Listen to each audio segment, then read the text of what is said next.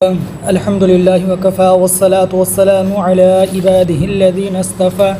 أما بعد فأعوذ بالله من الشيطان الرجيم بسم الله الرحمن الرحيم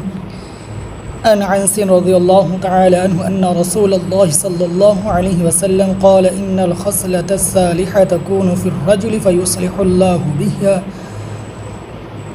عمله كله وتحور الرجل لصلاته يكفر الله به ذنوبا وتبقى صلاة له نافلة صدق اللہ العظیم۔ میرے بہت ہی پیارے سامعین اکرام، میں آپ کی خدمت میں حضور علی نبینا علیہ الصلوۃ والسلام کی بہت پیاری حدیث لے کر پیش ہوا ہوں۔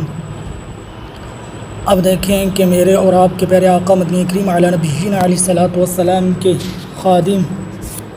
سیدنا انس رضی اللہ تعالی عنہ حضور صلی اللہ علیہ وسلم سے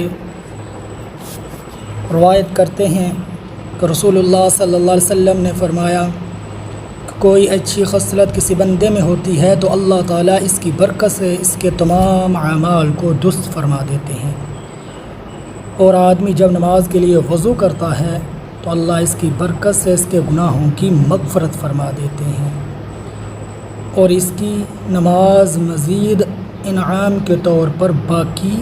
رہتی ہے۔ تو اللہ تبارک و تعالیٰ سے دعا ہے اللہ تبارک و تعالیٰ ان باتوں پر